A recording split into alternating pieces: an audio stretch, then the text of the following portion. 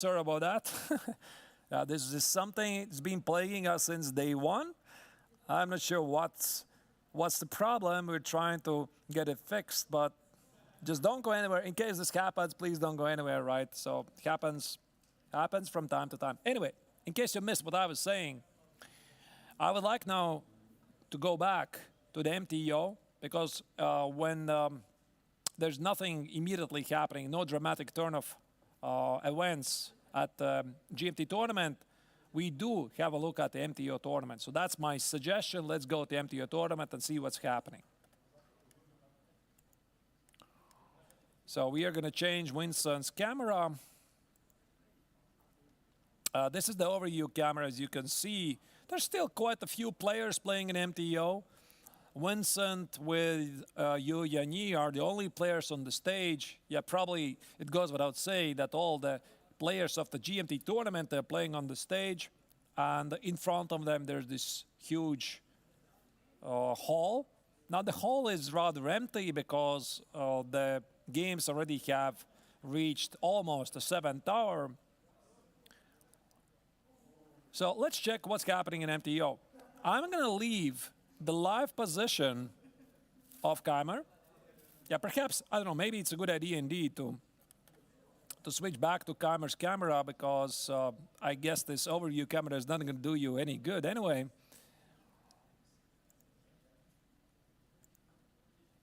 There you go. So that's Vincent thinking, let's leave him on the camera. And on the big screen, what we're going to have is the MTO tournament. And in particular, this game is Aditya Samant against Anand Pranav, two Indian players. From the top results, I can tell that Buksanji, the top-seeded player, has managed to outplay his countryman Yan Liu. This is a game we are going to check in a moment. But first, let's try to estimate what are the chances on board number 2. Now, it appears that Black is pressing for the victory. Obviously, he has the extra pawn, a beautiful bishop on d4. And a big threat, of course, is rook a2 check. So that's why White plays rook a8. And there's one thing which White wants to do and Black absolutely never wants to happen is trading the rooks. Because if the rooks disappear from the board, it's just a draw. Because notorious, the same game is rather notorious whenever it involves opposite color bishops. It simply won't be enough, especially since all the pawns are on the same flank. So that's why Black keeps the rooks on the board, and he somehow tries to push away the bishop on c6 so that he can get to the pawn on f2. But the big question is, how do you do it? Because if the bishop goes away, the black pawn on g6 is under attack. Let's say we try to play king d6. King d6 is simply bishop e8.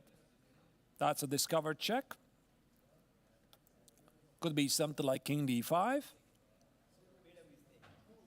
And I definitely see some room for intermezzo checks, because if White plays bishop takes on g6, I think this is pretty good for Black. You can give a check here, try to be tricky, grab this pawn, and maybe organize a pass pawn.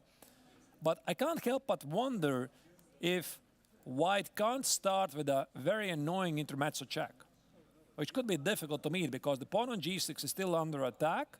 If you go back, I go back. And if White goes forward, well, it would have some unexpected consequences. So that's not going to happen. And a part of king d6, maybe rook c8, rook b8 is the idea. So what happens after rook c8? There's no rook a7 check, obviously. The bishop stands on d4. Maybe something like f3. f3 and be ready to play g4 to trade as many pawns as you can. And then Black plays rook b8.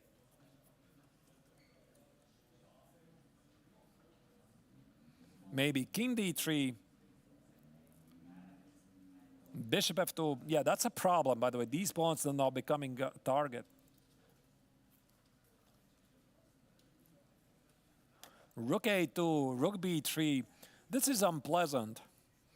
This is a very unpleasant endgame, and actually this rook c8, rook b8 makes perfect sense. And, you know, there's one thing, again, which makes a big difference. It's what engines are thinking and how people are treating this position. And I think that an engine is easily going to hold this position, but a human being, it's much more different. And this idea looks incredibly annoying, and I can easily see black winning this game. So for white, it's going to be really tough. Also, he's behind on the clock, 26 minutes compared to black's 40. So for Anand Pranav, this could be a big victory. Let's check the game of Bosanji against his countryman Liu Yan. Finished with a rather confident victory for the more experienced player. In the meantime, you can see that Winston has played rook f7. I mean, g6, rook f7 is on the board. Rook a7, g6, rook f7, my apologies. First, he did include rook a7. Something I did not see. I thought that he's going to take on g6. But we are going to come back to that game after a while. So, analyzing the game of Bosanji against Liu Yan. c4, b6. This is a rather popular system. Quite paradoxical, actually. So, white plays d4 and recaptures with the queen. Now, you would have thought that this is not a good move because black can play knight c6 and immediately gain a tempo. However, in this particular setup, the knight on c6 doesn't really stand so well because normally you want to put it on d7 because then you reach some sort of hedgehog structure, and the knight on d7 is much more trickier. So after something like knight c6, white usually plays either queen h4 or queen f4, followed by knight c3, rook d1, bishop e3, and usually enjoys some nice pressure. At knight e4, nobody plays here because it would allow to trade the bishops and potentially also push d5. Queen d4, here, knight c3, you can see black played exactly that. Rook d1, knight e7, bishop e3, rook c8, rook c1, castle. This is an interesting moment that white is waiting for black to castle, only then to play queen h4.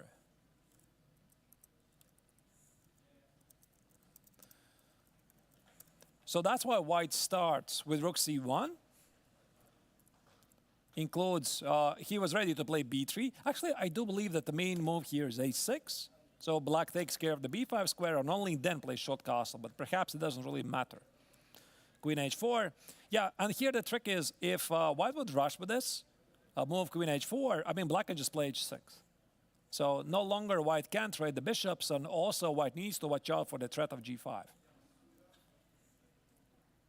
So rook c1, show castle, black already is threatened to play knight e4. Let's say b3 would be a big mistake. Knight e4, the bishop is attacking the queen, and knight c3 wins some material for black. That's why queen h4 now is played. Since the bishop on g7 is protected, white wants to play bishop h6. a6 now played, b3 played, so basically they just transposed a very well-known line. And quite often, here black is thinking about ideas like b5, queen a5, rook c7, queen a8, or queen b8, sometimes rook e8. So again, this is a well-known theory. Rook e8 is played. Bishop h3.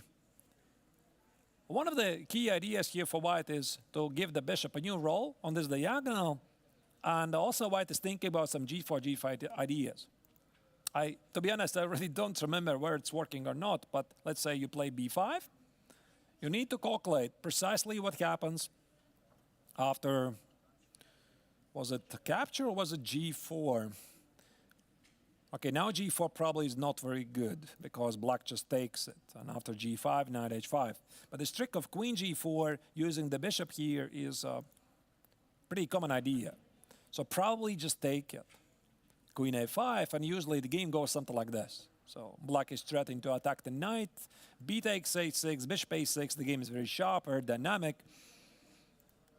But it didn't happen because black played h5. That's a move which I don't recognize. I guess black stops g4. Also stops bishop h6.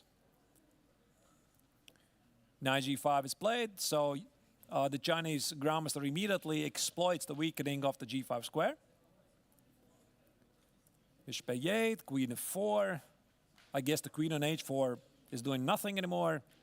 Rook f8, go back, draw offer. Yeah, actually this repetition of the moves is very popular. So sometimes you want to repeat a position. You know, maybe your opponent wants to draw. Knight e4, rook b8, bishop g5. White is pressing. Yeah, that's already a concession. Allowing double pawns. And white did not take it. I guess the problem is knight f6, e takes an f6. The pawn on e2 is now under attack by the rook on e8. So bishop g2 was played, allowing some trades. Black looks very solid. There's nothing dangerous for him. Queen c8, h4, queen b7, queen d3, b5. Yeah, white is perhaps tiny better, but not really much. So he decided to organize a pass pawn at the queen side. Queen b5, temporarily sacrificing a pawn. So the position was pretty balanced. I'm really surprised that white won this game. Bishop f8. Black wants to play e6, d5 and capture the pawn on b5. Rook c7, e6 here. Rook f4 is a problem, attacking the pawn. Takes here, f5, rook f4. Now black starts to experience some issues with the 7th rank. So once again, we are watching the game of the leaders of the MTO tournament. This is a game which was already played and it's finished. Bishop g7, e3. A rather mysterious move to me. Black took the pawn. Rook f7. Oh, that's a big threat. Bishop f6, because after the bishop trade, the pawn on g6 is falling. And with that, the entire king side. Rook b8 was a mistake because of rook e7. And that's it. The pawn on e6 falls, the pawn on g6 falls. Another slow move. And then everything for black fell apart. So whatever happened here, I think the players were in a minor time trouble. So black's position felt unpleasant but not lost. And the question is how he was getting to deal with the bishop f6 strat. And that's why he played, I think, rook b8, seeking some counterplay. Although it looks a bit strange. Why not rook c8, trying to double the rooks here somehow? Let's say here, probably just as bad. Rook e7, rook c1 check here, rook c2. There's always a mate threat on the last rank. So I want to double the rooks, but it just doesn't work. In the meantime, we are seeing on the small screen, Vincent Keimer has won a pawn. The bar is up in the sky. And this means that the young German is getting closer to the victory. So after we are going to check a couple of games, we are going to jump in back into action. So I think that black was doing fine here in this game. This bishop f8 perhaps was a bit too optimistic choice. Question what he should have done, that's a different one. I'm not really sure. Because white is threatening to play rook c7. Maybe something was misplayed already here, because after a4, to be honest, I see nothing wrong why you just can't take the pawn on a4. Take it, play something like rook a8. It just looks so equalish to me. I mean, this pawn is going nowhere. Rook on a1 doesn't stand, rook c4. And now you find a moment to play your e6, d5, and maybe actually the pawn on a4 sometimes can be targeted. So Yeah, it seems that black slightly got confused. I mean, he played his bishop f8.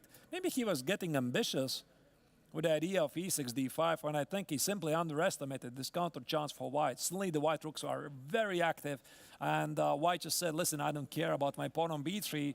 I'm going to cause you a lot of problems on the 7th rank. All right, that's the game of the leaders. Buksanji wins his game. Board number 3, one of the top seeds, Daniil Yofak, has finished in a draw against Marius Doer.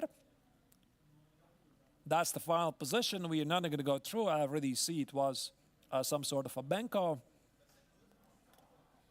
Board number 4, one of the high-seeded players, the second seed of Vietnamese Grandmaster Nguyen got Strongson, again made the short draw. And that's really interesting because whichever round it was, I think it was round 2, where the Vietnamese Grandmaster made a very quick draw with the white color, although he had a rather suspicious position and he finished the draw also here.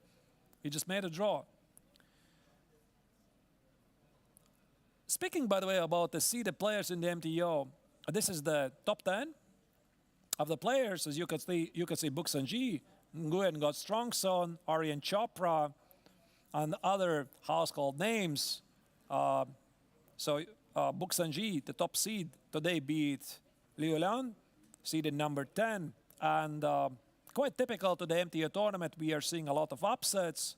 A lot of lower-rated opponents are outplaying their Grandmaster colleagues. So really unpredictable tournament. Very, very tough for everybody. And that's the prize fund. So in total, they have 28,000 Swiss francs. Of course, also non-cash prizes, various goods. The first place will walk away with 6,000 Swiss francs. Second and third place also get a decent chunk from the total prize fund. There's prizes for top 8, for the women, for the veterans. And of course, also these beauty awards that everybody who plays a spectacular game, they can submit their PGN to the tournament organizers so that their game is voted on later, and prizes not only for the winner, but also the loser of the game, because we're essentially artists. Both of the players are participating in creation of the game. All right?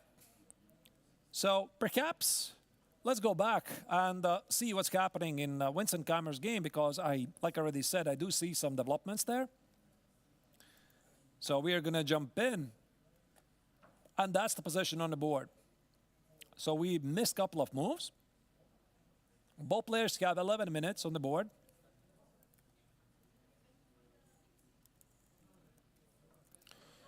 So how did this happen? Yeah, I predicted rook a7. It looked very logical to me. g6, rook f7. Very nice idea. I mean, look at this beautiful maneuver by the young German, because he wants to take on g6, snatch the pawn on f5. And if black plays king e6, do you see the difference? White simply grabs the pawn on g6, and the pawn on g6 now protects the rook on f7. It's really so simple, right? And not h takes on g6, because after rook takes on g6, if you play rook f7, black simply plays king e6, and as you can see, h takes on g6 was included one move early. So beautiful game by the young German, rook f7. And here I think black has no choice but, in a common language, to say, sell this pawn for the right price. The rook at f5 stands while Vincent is trying to grab all the pawns. For the Chinese player, this is his only chance to organize a counterplay at the queen side, meaning some sort of a rook c2 idea. He played knight e7 to make it happen. Rook takes on h5, the pawn is gone. And now here's the problem. He cannot play rook c2, because after rook takes on h6, there's a very nasty check. Also, the pawn on a6 is under attack. Think about ideas like rook takes on a2. Oh wait, that's actually a mate on the board. Again, I think we already had this once. So the king cannot go anywhere. It's just a mate on the board. So that's why Yu Yanyi played a5. He wants to play b4, push away the white bishop so that rook c2 becomes a thing. Bishop e7 played by Keimer. Again, escaping from the threat of b4. Rook c2 is not working for the same reason of rook takes on h6. And to be honest, I don't really see any defense for black. Because white is having an extra pawn.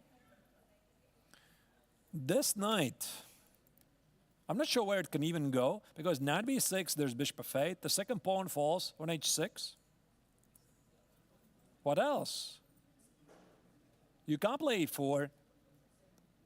Maybe some king d4, king c3, king b2. I think I could try it. See what happens.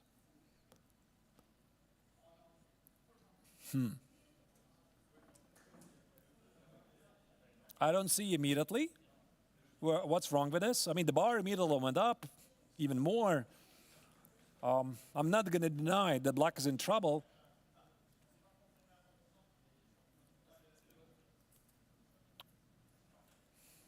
So what's the winning idea?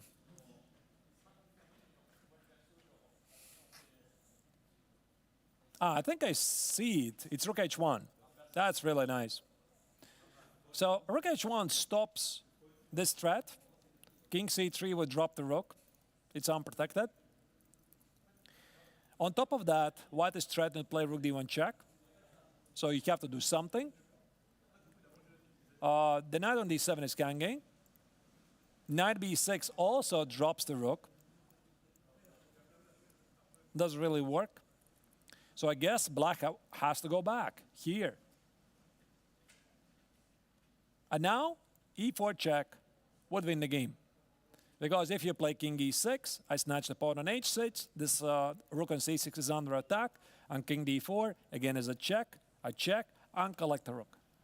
So that's why black cannot do this. He cannot play king d4. King d4 loses on the spot. So a4 is on the board. It makes sense because the right strategy for someone who has material, so to speak, issues on the board, right? He's missing material, missing a pawn. According to the best practice, according to theory, what you should do, trade as many pawns as you can. And why this is important? Because if black trades these pawns, he trades these pawns, and white is left with just one pawn, bishop, rook on the board, black will give up the knight for the remaining pawn, and rook and bishop versus rook is a theoretical draw. Of course, easier said than done, because I don't see really how black plans to trade the b pawns, but you have to do something. Rook h1 is played. Clearly Winston already saw this maneuver. And e4 is the big threat. That's it. I don't see how do you stop it. So e4, again, is on the board to be played. Maybe play e4 yourself. Hello, Angelica. Hello. You just sneaked very closely. I didn't even notice you. Yes. I was so carried away with the analysis here. Sorry. Yeah, so I think Winston Keimer is going to win the game right here. 7 minutes for the Chinese Grandmaster, 55 moves to be played. Is he going to survive 5 moves until the next time control? Possibly not. 5 more moves in such position. Maybe 4. What else can you do? Give a check. E4 check. King e6 drops something. Knight e5 gives a fork. Only move King king d4 d4. is the only move. I mean, here we can have a choice. No, just play rook h4. Oh, wait, rook h4, rook e6. Okay, it's still going. Not immediately winning. But is bishop against rook, isn't it winning? Like rook e4? You want to take? This I'm not so sure. You have a pawn, but the black is very active, right? And maybe h5, I managed to fix all my pawns to the light color. You're right. The bishop is useless a bit. Okay. So I think e4 will be played. I mean, you have nothing else. I mean, otherwise e4 is a big threat. e4, king e6, take the pawn. King d4, let's say, whatever you do. A takes, what does it change? Let me play some ridiculous move like here. Then I just take the pawn. Yeah, on then h6. there is a pawn. It's a huge problem for black. I mean, e4 is the only way probably to try to do something. Yeah, if black is just keeping passive, they're in very big trouble. They're in a very big trouble because I think he already is in a big trouble. So Vincent managed to win this, probably manages to win this game for a second time because he had a very close, I mean, dare I say, winning position right after the opening. He could have just grabbed the pawn for no compensation. He misplayed it, and now he's doing it again. I mean, mentally, the young German is very strong. And again, he's just 18 years old. I mean, the top-level players, they become younger and stronger and stronger and younger. But speaking about Gukesh, right? The Mirage Gukesh who was here last year, Angelika, he was last year 16 years old. He made waves here. And then he went on to the Olympiad, started with 8 out of 8, crushing everybody. Played round 9 against Abdusatorov, who also was here in Biel. And now Gukesh is 2750. The youngest one to cross 2750, younger than Alireza Firouzja, younger than Magnus Carlsen. It's absolutely incredible. I just remember him here last year when he just crossed 2700. I think he was third youngest to cross 2700. And here we have him with 2750. This is incredible. Right, and I'm also sure that Vincent is definitely going to cross that mark at some point. 2750, that already is the level of the very elite, right, top 20 in the world. Vincent is not very far. Right now, I think he has slightly dropped from the 2700 club, but this would mark already his second victory in a row. Yesterday, he won a very nice game against Wang Liem with white, convincingly. Today, another great game. And despite the fact that he missed one minor opportunity, maybe minor, major, I'm not really sure, after the opening, he shows his great class. Yeah, absolutely. And, you know, Yuangi was playing these end games in the first round against Arjun. Now, yesterday, he was also trying to push against Bogdan Daniel-Diak, and he was having these positions. Potentially, there was a win. There was a huge push for a win, some win he was missing. But we can see that Vincent has a second chance right now already, and I don't think he's going to grab this chance. Right. I think right now, before executing 8x on b3 immediately, he's looking at... Wait, did he play 8x on b3? I think he already did. Do I see... e4 is already on the board. Okay, okay. That's a bit strange. I think I was looking at something else. 8x on b3, e4 is on the board. Okay, this is already on the board, yeah. I mean, that's the only move. That's how you stop e4, because otherwise e4 and the rook d1 is dropping the knight. Also, black plays according to the best strategy. Try to trade as many pawns as you can, because the more you trade, the less you can lose. It's really so simple. So it already gives away the second pawn on b5. So rook h5 has got to be the primary move that Vincent is right now considering.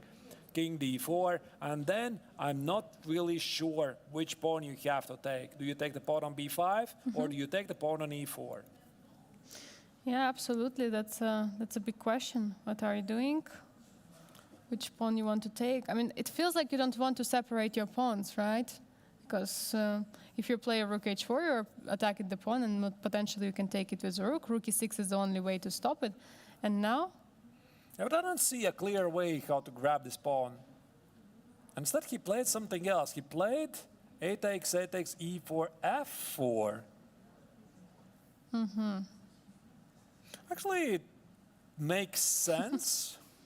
There is even f5 idea and rook, and okay, even f5 rook d1, but of course pawn can march. That's just some great skill by Vincent, because once again he shows that sometimes the positional gains, they're more important than the amount of pawns you get. There's nothing wrong with giving a check here. Rook takes on b5, but black is probably going to play e takes on f3. Actually, e3 could be a counterplay. Look at that. e3, king f1, rook c1, here, rook e1. I don't care what the engine says. This looks like some sort of a counterplay. Yeah, e4, e3. So that's why he's not going to take any chances.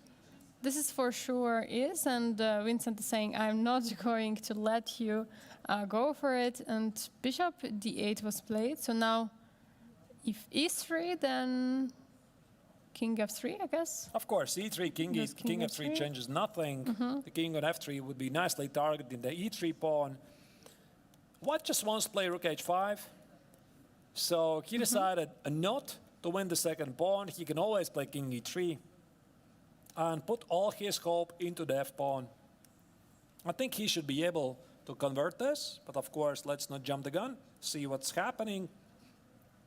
Because we already made this mistake before, announcing that one of the players is going to win, and then tables would turn completely the other way. So they're still human beings. It's a long tournament. Yeah, absolutely. We don't want to rush into the conclusions that someone is going to win, someone is going to hold or lose or anything. But we see that there are a couple more moves left. Maybe it's enough for you and need to find maybe the best possible defense. Of course, position is completely very, very hard. It's so tough to play it because your pawn on h6 needs protection. Your pawn on b5 can potentially fall down. Pawn on e4, okay, it can get to e3, but do you want it? Because it could be also a weakness. And then rook will stand there protecting h6, e3. What you will do with your other pieces? What will happen to the knight? Keimer is in a great shape. I mean, you could definitely tell that, right? And in the Indeed, yeah. opening ceremony, the young German confessed he just likes playing here, and that's the reason why he is coming back. That's the reason why he will be coming back in the next years, unless, of course, he will be 27, 50, or 28, and the tournament will be already too weak for him. I mean, let's hope not. Rook e8 is on the board. Rook e8 is on the board. Yeah, he's trying to find some chances, some attacks, but of course it's just now easy moves to play for Vincent. What about check on h5? There's this check.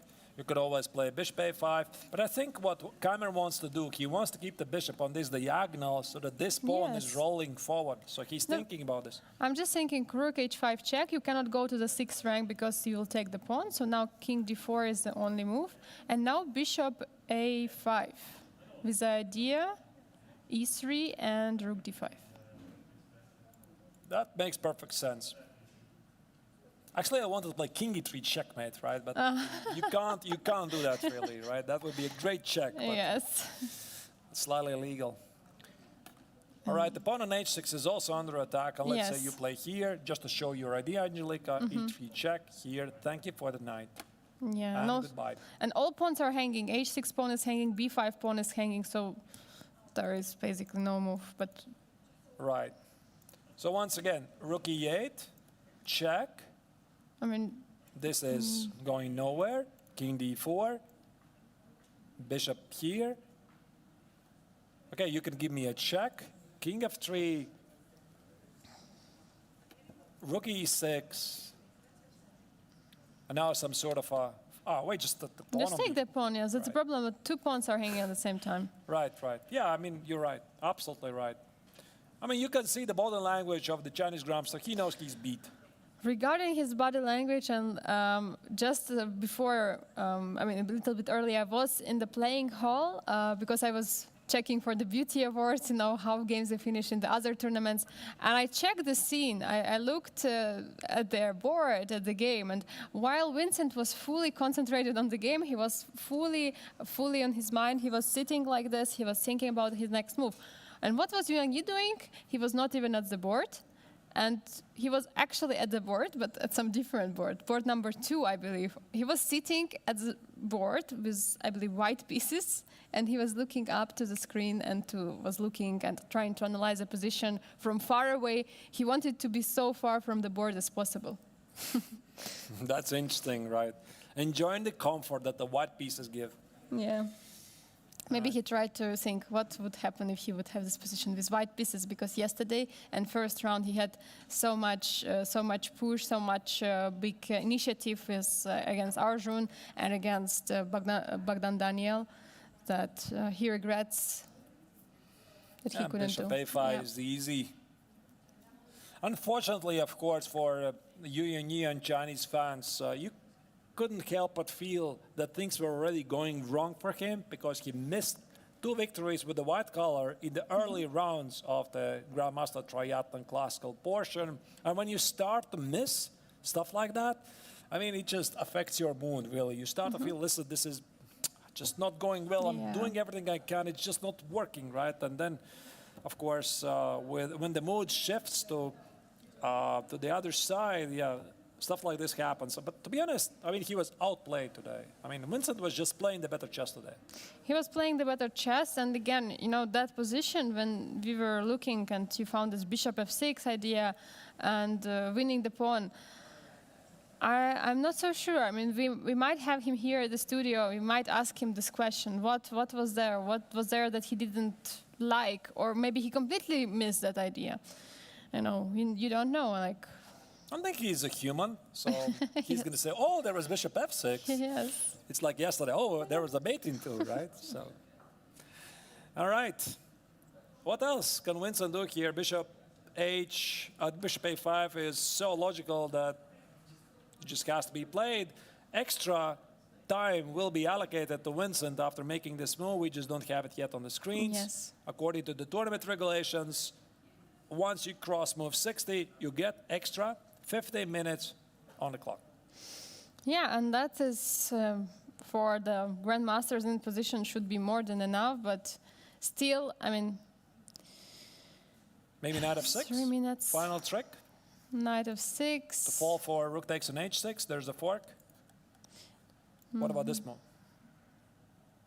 Probably there's some intermezzo check, or maybe just take on b5, knight g4, king g2, king e3. Try to cause some problems. Rook d5. Rook what? Rook d5? Mm-hmm. And knight f6 is on the board, of course. Yeah, he's trying to go for some tricks. And okay, rook b5 was played instantly. He doesn't go for any tricks. So now knight g4 is a question. Is there anything there possible? I mean, just a check, of course, but he has to do something. I'm not really sure where Vincent is going to retreat. King e3 could be potential counterplay, so perhaps king e1 is a bit cleaner because king e3 is a helpmate. You can't really do that. The game finishes immediately. Maybe try to activate the rook, seeking some counterplay with the e3 checkmate. Yeah, absolutely. But even here, again, there should be some immediate, like here, check, king c3, trade the rooks. Here, black wins the pawn. And maybe somehow white is, oh wait, he's not even winning. I thought I'm promoting, but black always plays knight e5 and knight f7. Okay, not like this, but I'm just looking for a way to simplify the game immediately. Probably it's just some sort of a check. You still can't play king e3, king d5, and now should be a matter of time. King d2 perhaps. So he just wants to make sure he's not missing any tricks. Yeah. And knight is a tricky piece. And knight is indeed a tricky piece. And that's why Vincent has to be careful. Right. I think that this game is definitely going to continue for still a moment. So we are going to make our very final break because I think that the Chinese grandmaster definitely is going to try his chances. I mean, you see there's extra 60 minutes for both players. Keimer is not going to rush it. He already learned a mistake the hard way from Argent Arigaisi's part. Arigaisi showed everybody that sometimes by playing very fast against Navarra, it can backfire. We talked about this with Vincent. Yeah, he's also surprised why the young Indian player was so quick with his decisions. And he's not going to repeat the same mistake, right? So if he has 50 minutes on the clock, he's going to better spend 5-7 minutes extra, to make sure everything is clear. But of course, try not to get into the time trouble. So once again, don't go please anywhere. The final game of the GMT tournament round 4 is still ongoing. I think we are going to see the victory of the young German in 10, 15, maybe 20 minutes. So let's make it a break of something like, what is it? I'm not really sure. 10, 15 minutes. And we could possibly show you yet another interview of the most beautiful games to be played. Enjoy it. Again, come back. And thanks again for watching us. See you very soon.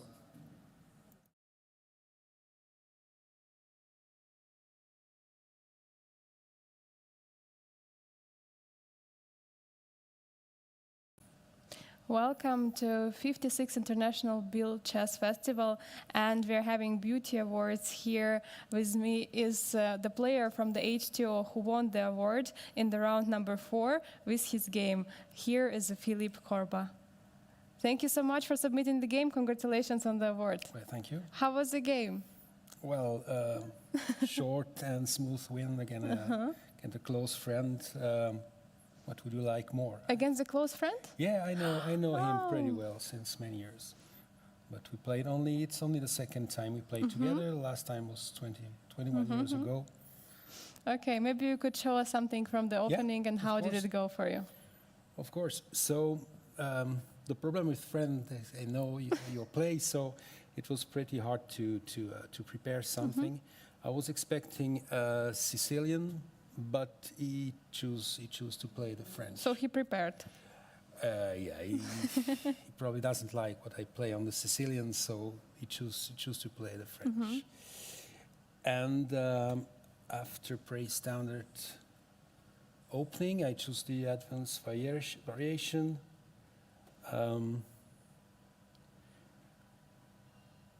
This is pretty theoretical. The idea is to push Yeah, B4. but I choose not to play b4 because I didn't like the idea of.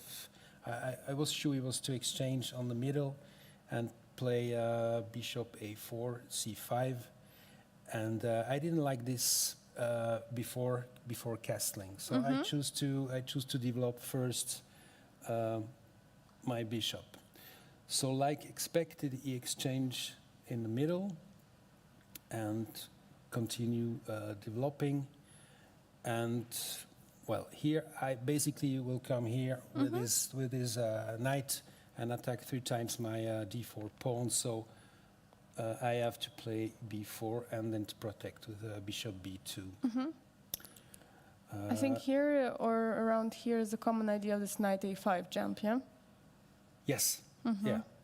But he didn't go for it. No, he wanted first to go with the rook on the c5. I think it should Yeah, it's logical. transpose. So rook c8, and here there are probably hundreds of games where the logical bishop e7, and it's a pretty even game.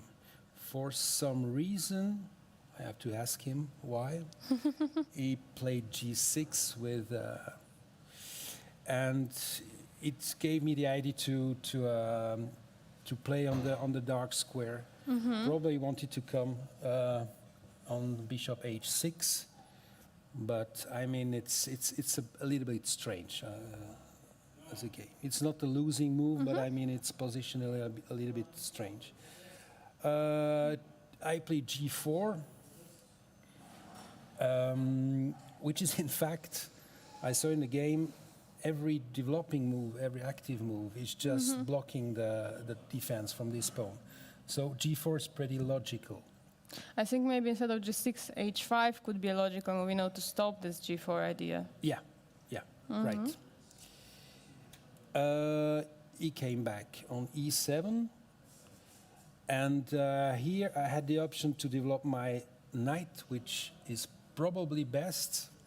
But I really wanted, I was sure he came with a bishop on h6, so I wanted to dominate the dark square. You wanted to restrict him. Yeah, I wanted to restrict him and to punish him. I know my opponent's pretty defensive player, so I wanted really to play on the king side. He replied with h5. During the game, I was pretty happy to see this, but the computer says it's the best answer for black. I thought it quite helped me, because h3 is logical. I surely don't want to take and to give this square back for the knight, so h3 is logical, and to play something like king g2 and to connect the rooks a little bit later. So trade happened, yeah? He trade, yeah. And here probably make the big mistake.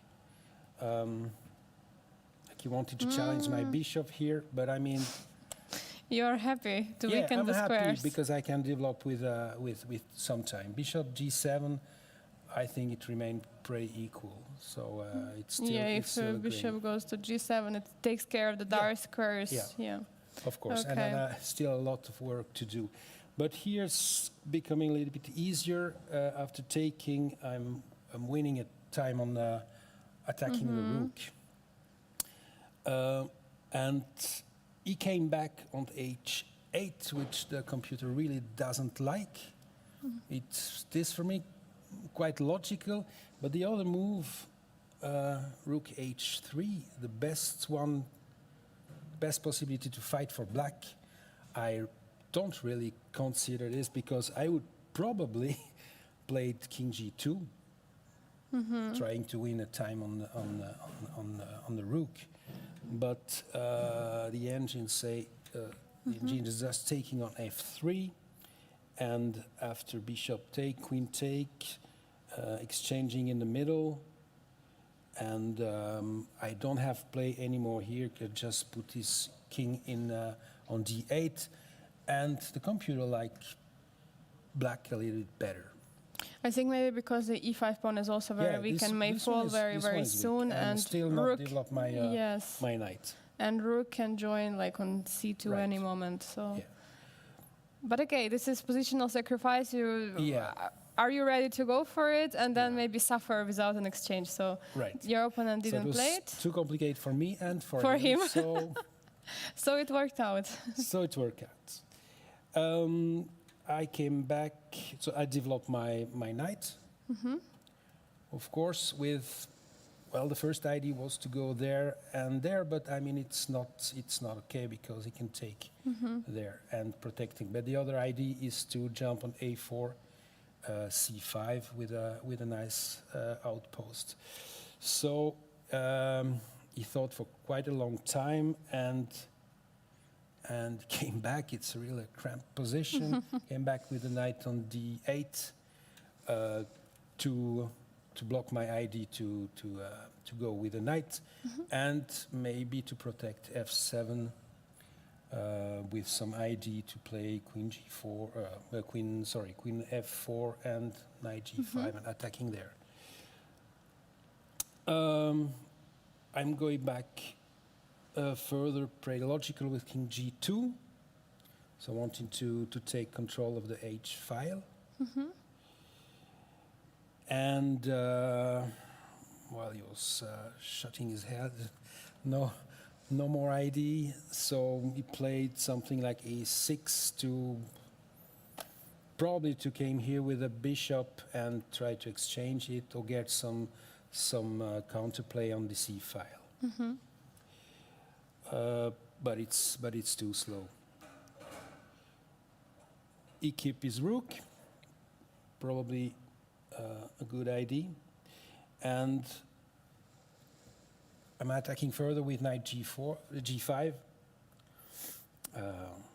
Sure, he will not allow me h5, h6 with a nice mate, but I mean the problem is here. So from here is losing the exchange in any case.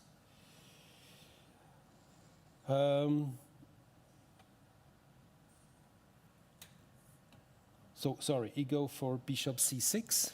What if he moved the knight on c6? The knight on c6. Okay, I had. It's interesting because the computer say I should go back because my pawn d4 is attacked twice, but I would have go forward because I have the idea after taking here I have queen h6. Okay. Which is not really fine for him. And after rook g8, I win the exchange.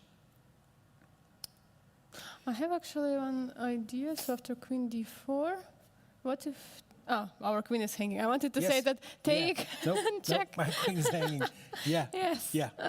That's why you have to play Yeah, this. right. Yes. Sorry. My queen, no problem. So after the fork, I'm winning the exchange, and I had to calculate that the queen is giving a check here because my knight. I have still a problem with my knight. I would have to calculate this really precisely if he chose to make knight d6, but it was basically the idea. But he played bishop c6 and he let you play your And way. he let me play. So he don't have really a choice. Rook h8 is check and no rook anymore. So rook g8, knight f6 check, king f8. And here, well, basically he told me he should have resigned, but he wanted to play a little bit further, wanted just to see if I was able to mate him. And of course, I know I was winning. I tried to calculate if something very beautiful was possible with queen h6. He has to come on g7 with a rook, and sacrifice of the queen would have been fine. Queen f8, it's all forced. This is also forced, and he's escaping on e7, and I stopped my calculation here because okay, no more queen. But there is something quite funny.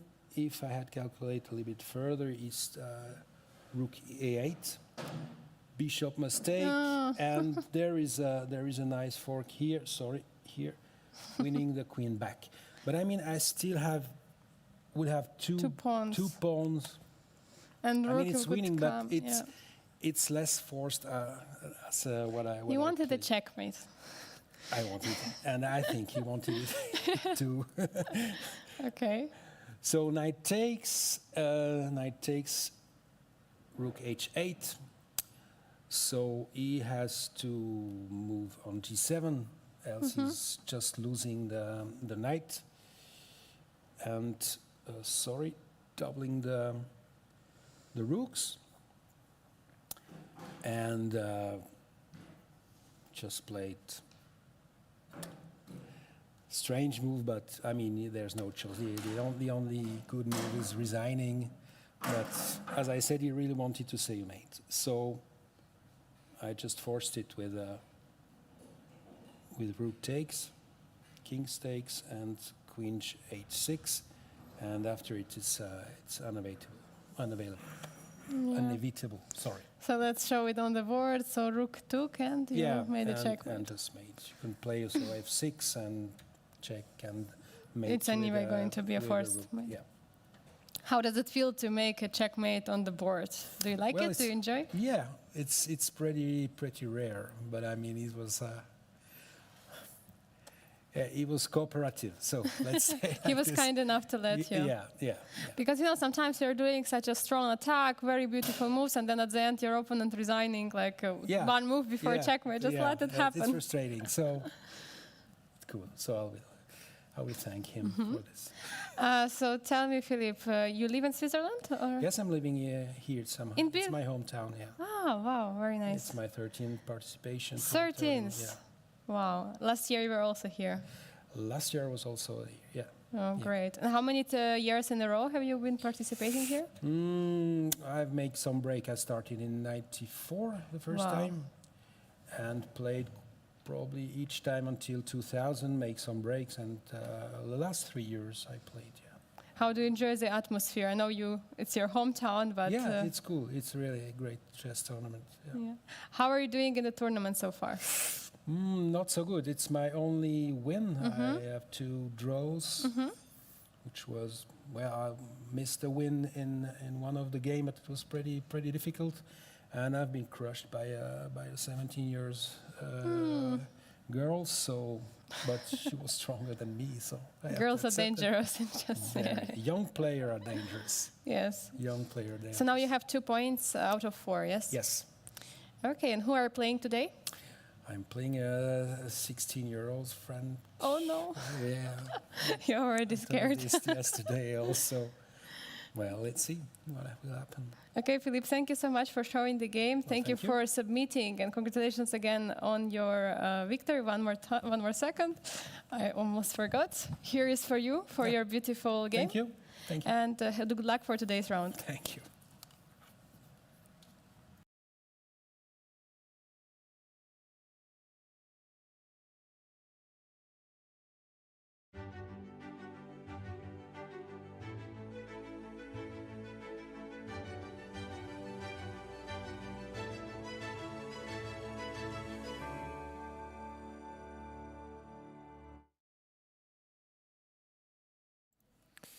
Welcome back, dear viewers. We are about to jump immediately back in the action of the game. Vincent Keimer against his opponent Yu Yanyi, because he is very close to win the game. And let's see what is happening there.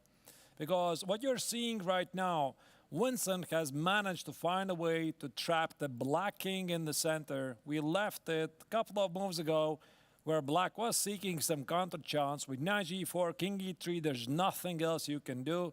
After king f1, rook c8. Here Keimer found a beautiful resource, rook c5, because if you take it, bishop b6, king d4, b4, and those two extra pawns should be good enough to win the game. Now instead, the Chinese Grandmaster responded with rook b8, and here the young German found a beautiful resource, rook d5. Now this is actually threatening with a mate in one threat on d2. Knight h2 was the only move to be played. King e1, knight f3 again forcing, otherwise black is just getting checkmated. E takes on f3, king takes on f3, and this is the position that we have right now. Again, there's a number of ways how black can win this position, but again, you always want to make sure you're not missing some tricks with rook c8, rook c1, and promoting the pawn. Angelika, for the moment, is gone, but she will be back interviewing most likely the winner of the game. I think we can say that already pretty safely. Black's idea is also to play f5, f6, seek some counterplay. Here, Yu Yanyi is playing it pretty fast. Of course, he has nothing to lose. The only chance he has is to press on white's time management. I don't know, 8 minutes still appears to be quite a lot, especially since white is getting extra 30 seconds per every made move. f5 looks very clean to me. f5, f6, march forward, and if black plays rook c8, you can always just play rook c5, and there's just no way this rook can make it to the first rank. So for example, black plays here, f6, e2, check, king e3. Again, it could be a final move, bishop. Oh, wait, rook d8 is even impossible, what I'm talking about. Rook d8 is under attack. So there's not even that. So rook d8 is impossible. Okay, maybe rook g8 with the same idea. f6, take on g3, give a check, king e4. And again, I guess the simplest move there is f7. I think Vincent has got this. f5 is on the board. And we are just back in time to see this game to finish, which also means that Vincent would be scoring a second victory in a row and cementing his lead in the overall GMT rankings. Keimer has never won the GMT tournament before, and despite the fact that he is returning to Biel for the 5th time, this would be one of his greatest achievements in his still young career. The Chinese Grandmaster is seeking some final tricks. There are none. There's just no way. Extra piece is an extra piece, no matter how you look at f5, f6, a big threat. Obviously, king takes on g3 is not a move, because white just plays king e2, h5 changes nothing, and white just strolls forward. Maybe rook f8, but once again, rook f8 creates no threats. White always can play b5, b6, b7. So I think what we are seeing here is the final move. Rook c8, rook c5, and that should be a resignation. So at least he did make a mating threat on c1. Rook d8 is not a move. Maybe rook g8 as the final move, but again, f6. And that's all she wrote, essentially. Of course, it's disappointing for Yu Yanyi. He missed a couple of victories in the first and third round. And now he loses this game. But again, he had his chances to hold this game. He did not get a good position after the opening. Keimer had excellent chances to grab the pawn immediately. Instead, he misplayed it. I think we are going to have a chance to ask him in the post-game interview what exactly happened. No, one more move is played. Rook f8, slightly prolonging the game. But of course, I mean, this move creates no threats whatsoever. b5 looks pretty safe to me. Maybe his final trick is going to play h5, h4, and rook g8. Let's say b5, h5, b6, h4. And if white miscalculates something, then after g takes, rook g8. But again, I think it's pretty obvious there's a mate threat, and white can always just play king d1. So even if somehow black promotes this pawn, white still has got so many pawns on the board. Very often it's all about the acceptance. The player has to accept he has lost it, so it's unpleasant. For some players, it's a small tragedy. It is what it is. That's sports. Somebody has to lose. And yeah, here in the GMT tournament where 8 invited grandmasters are playing, all of them are playing about the 2700 ELO level, and it's simply mathematics. Somebody is going to win the tournament, and somebody has to finish in the last place. Of course, for Yu Yanyi, it's not so bad. He's not going to finish in the last place. He had a good start in the Chessline 60 tournament. He won it. He had a good start also in the rapid section, 3 out of 3, or in the rapid tournaments calculation, it was 6 out of 6. But it is what it is, of course. In the classical section, Keimer scoring second victory in a row right now. Again, I see nothing wrong with b5, b6, but perhaps Vincent is looking for a clearer victory. And he doesn't really want to leave anything to a chance. Rook c3 looks also pretty clean. Threatening to win the pawn on e3. So I think he's just choosing between this move. By the looks of Vincent, he already has made a choice. Maybe rook c3, he's reaching for this move. Oh wait, rook c3, rook f5. And he does it. That's a very clean move. No, rook c4. Not rook c3, rook c4. Okay, that's really simple. Again, he's threatening to give a check, play bishop c7. e2 check, rook c3. King takes on g3, king e2. Rook takes on f5, rook f4. Black has eliminated 2 pawns for white, but this pawn still stands. And there's the resignation on the board. Big congratulations to the German fans and, of course, to Vincent Keimer in the first place for winning a beautiful positional game against the top-seeded player, Yu Yanyi from China. This also will mean that he will lead the tournament rankings.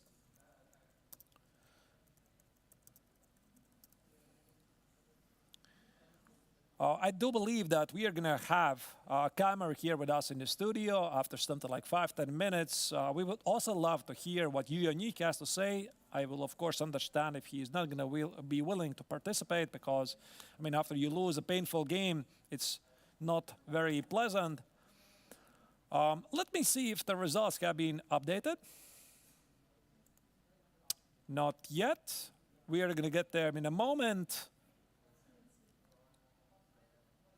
Also, for the rankings, that means that Keimer should be back in the first place.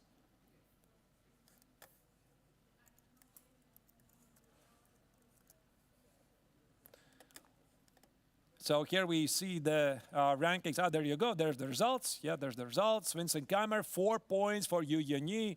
And that means that in our rankings, Keimer is ahead 21 points in total for him. David Navarra is in the second place again, 18.5 points.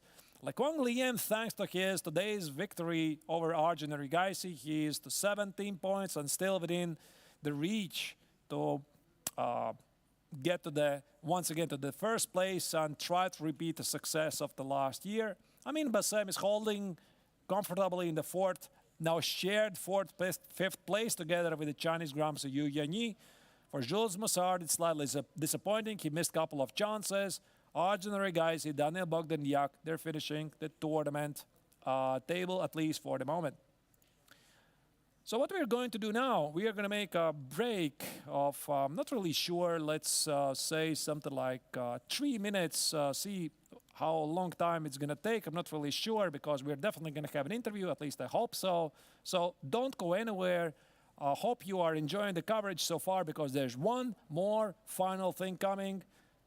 I hope it is. That's the interview with the winner. See you very soon.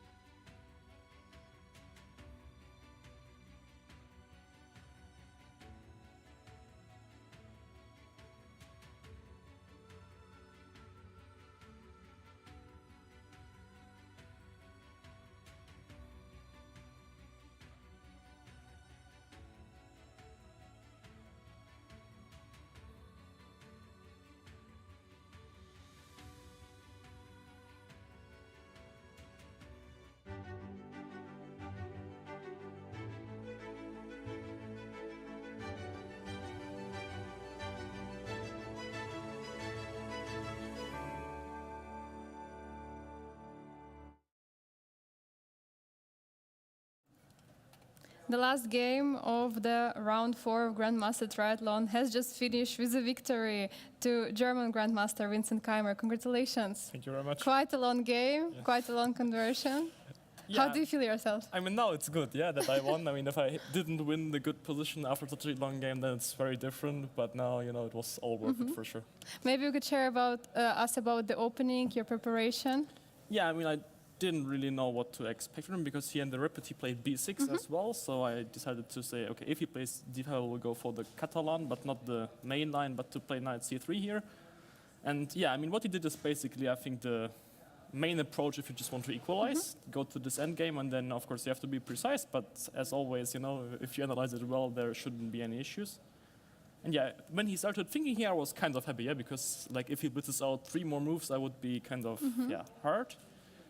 Take, and yeah, I think now like C3 makes sense in any case, BC3, and then he can take either on E3 or on C3, which both should be fine, but basically I think the idea is, let's say, take, and then in general, you just have to decorate that. I mean, on d5, I can never win the pawn back. Yeah, this doesn't help me. But let's say I have like bishop c5 and e4, so black still needs to be accurate, and maybe this is what he didn't like. But of course, after knight c6, I was happy to see that. Yeah, I mean. Was there any b5 idea? Okay, here, I think b5. Maybe I have a4. And if f6 and b4. Yeah, might be. I mean, I didn't remember everything. Yeah, of course. And maybe, okay, I don't know, like if I just go back. I'm sure those are complicated lines, yes? Maybe very dangerous because of the bishop. Yeah. But for him, it makes sense to not play b5. Yeah, I would say like c3 would be a reasonable safe choice, and then either to take on c3 or e3, maybe on c3 and just try to give this pawn back somehow and make a draw. But yeah, I mean, knight c6, knight c4, I think he just accepts that he's kind of worse. And yeah, then here I had like the huge discussion with myself to play rook fd1 or rook ac1, which might look like it doesn't really matter, but yeah, as we saw in the game, after rook d1 there's b5. After rook c1 I thought bishop d7 is possible. And I was trying to calculate this, like knight d6, b6, rook fd1. And now, okay, I'm starting to take. If he just goes passive, I will have a great position, but there's this knight b4 move, a3 and bishop a4. And suddenly like all pieces are in. I was trying to like knight f7, king f7, rook d4, all kind of very complicated lines, but I was not too sure about this. And then I decided to play rook fd1 because I saw that after b5 I have this bishop g5 idea, f6, knight e3, and yeah, I think this position, like if I would get here, it's pretty bad for black actually. I mean, material is fine, yeah, two pieces against rook and pawn, but just the coordination of his pieces are pretty bad here. Okay, I thought bishop b7 might be the best move, and now either I go rook d1 or I can also just take here.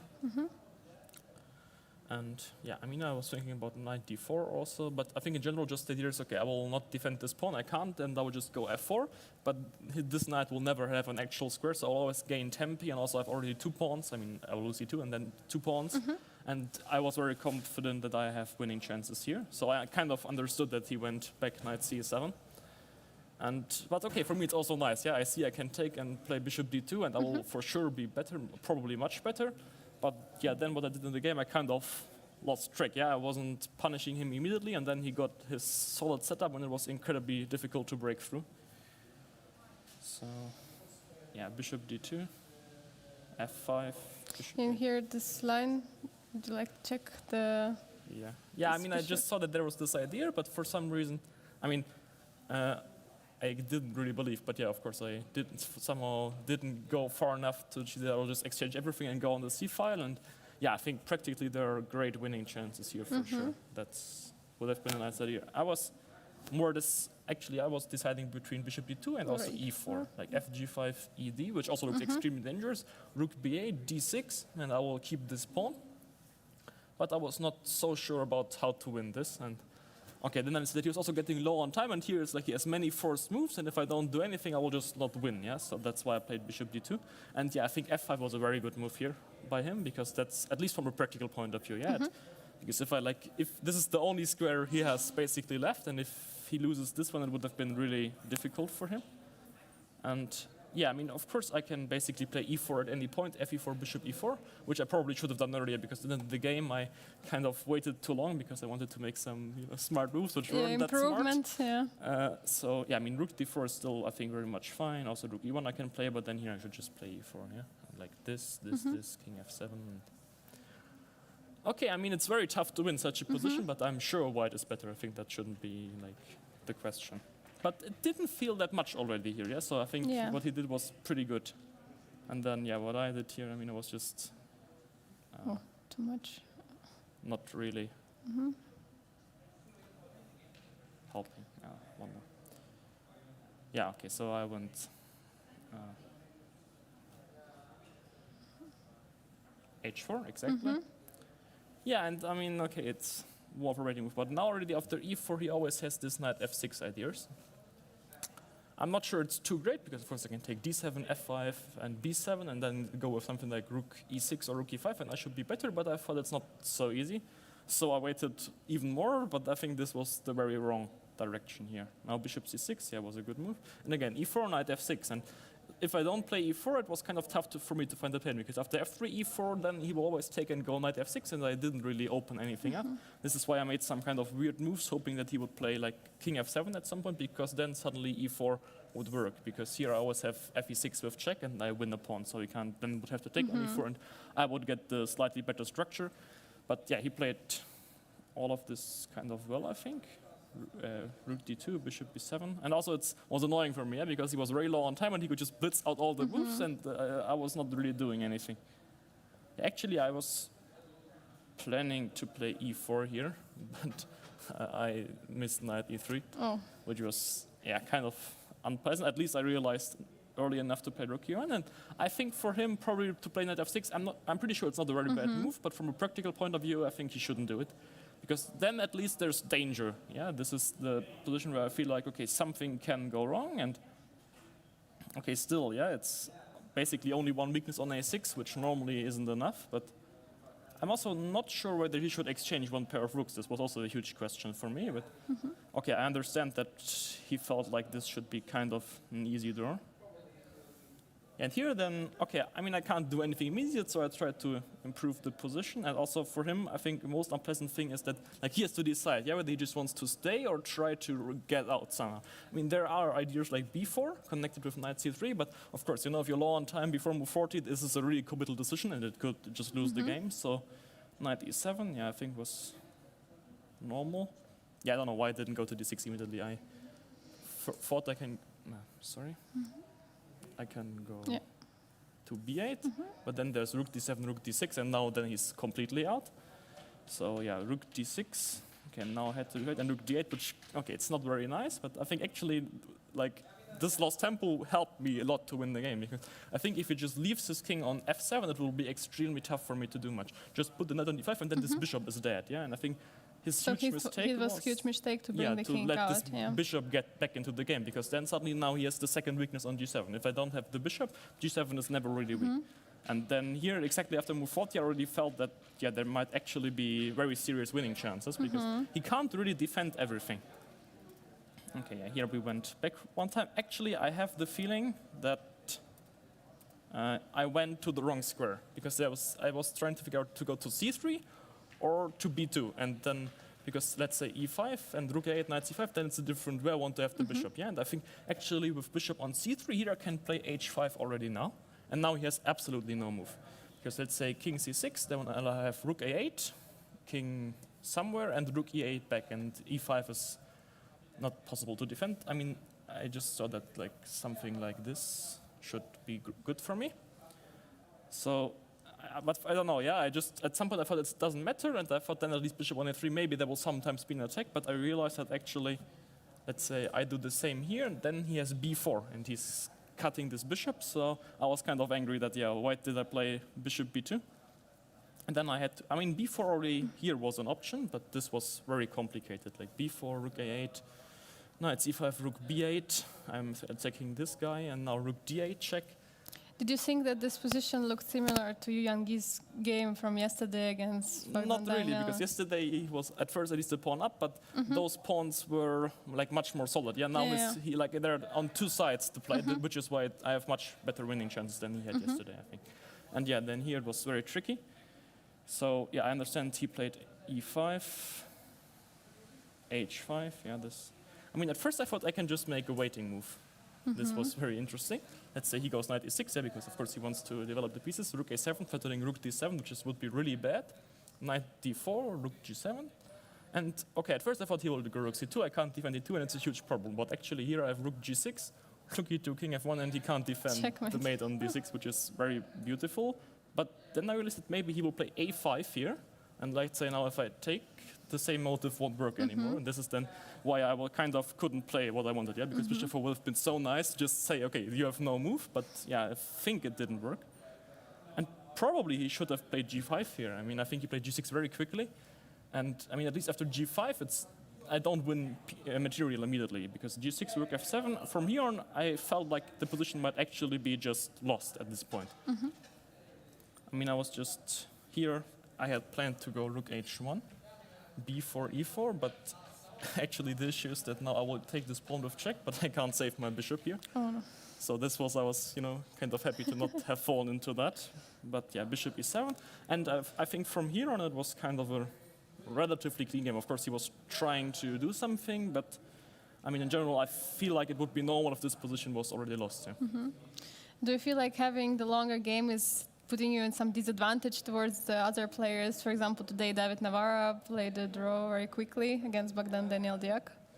It can be, but I kind of relatively often play some long games. Yes, and I think for me it's okay. We have some time until tomorrow for the Blitz, and I think it's also normal that for Blitz, of course, you can't prepare like 14 times, so you basically just have to know your repertoire and you will play well. And I think I will just try to get my energy for tomorrow. So now you're back to 2700. Does it mean something to you? I mean, I've been like going up and down for quite some time. I mean, it's nice to see that, actually it's way tougher to win the points back than to lose them, which is, yeah. So it's nice, but it's not like the first time I crossed 2700, that's for sure. How you're enjoying Biel? You're playing here every year. What do you like? Something specific? Maybe some places in the town, maybe lake or... Yeah, the lake I like very much, but I think it's more the format of the tournament. And also, of course, now that I won 2 games against 2 730 players in a row, I really am also happy with the way, not only the result, but also with the way that I'm playing. And, I think I'm also leading the tournament now, so I'm very happy so far. After Biel, you're going to play in World Cup. How is important this tournament as preparation for the World Cup? Yeah, I mean, of course, you can argue that it could also be too close because we play a lot of games and it could be tiring, but I think... for me, I like being in this kind of chess world, and for me, then I think, in the right setting to play well in the World Cup. At least I hope so. And we are looking forward to tomorrow with Blitz.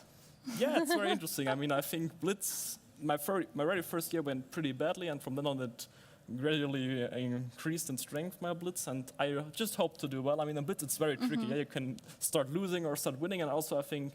Here, not only the field is very strong, but also many of them are specifically in bits very strong, so I'm sure it will be a very tough tournament. And some viewers are asking what your day looks like now that you finished the school. Is it like full of chess or mostly of chess? Yeah, it's mostly chess, but now that I finished school, I'm also playing much more tournaments, which basically means that I don't have that much kind of free time. So, I mean, if I'm coming back from a tournament and I have only like 3 days, let's say now, like with the World Cup, I won't be able to just start training. Normally, it's more like about, getting ready to play the next tournament, also relaxing, getting the energy, because, I mean, of course, it's important to be very well prepared, but in general, like, the preparation should be done when you have some time for it and not, like, in between tournaments when you need to focus on other things. Now you're actually sole leader with, I think, 21 points. How does it feel?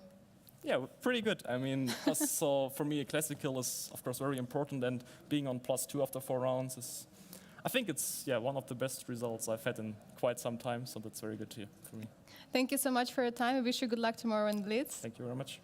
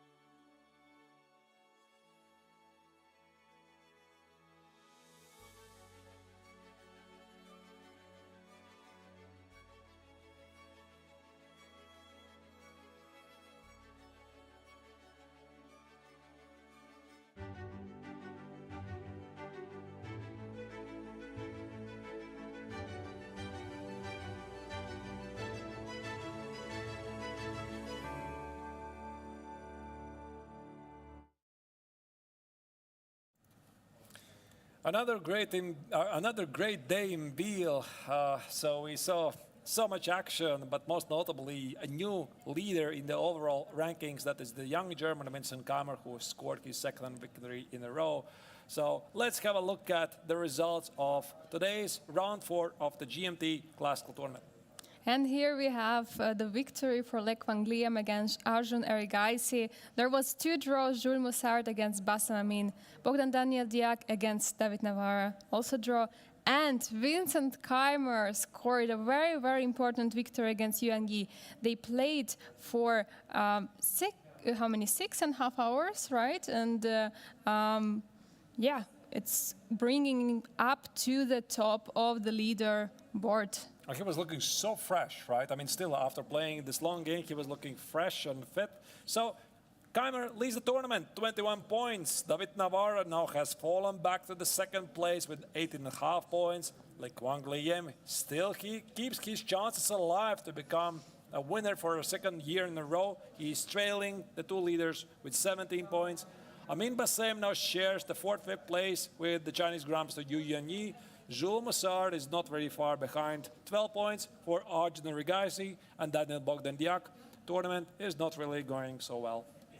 This is incredible how they went today. I mean, we were expecting some decisive games, but so much greatness. Yeah, it was really, really So the nice. action comes back tomorrow. I mean, another day in Biel, another day of exciting chess. The only difference this time is going to be that tomorrow it's time for Blitz.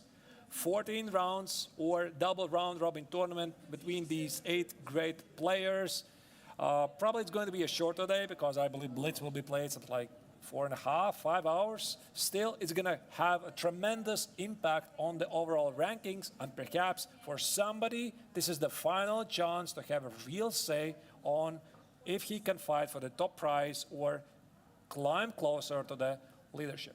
To quote David Navarra, as he said, it is as 4 first rounds of the classical event. There's so many points you can score there, so many chances you have there. We're going to see so much excitement on the board. We will see maybe quite some blunders, I assume. We will see maybe some time troubles. It's going to be exciting. So come here tomorrow at the same time at 2 p.m. Central European Summer Time here for the Biel Chess Festival. Have a great summer evening. Thank you for watching us, and we'll be coming back tomorrow. Take care and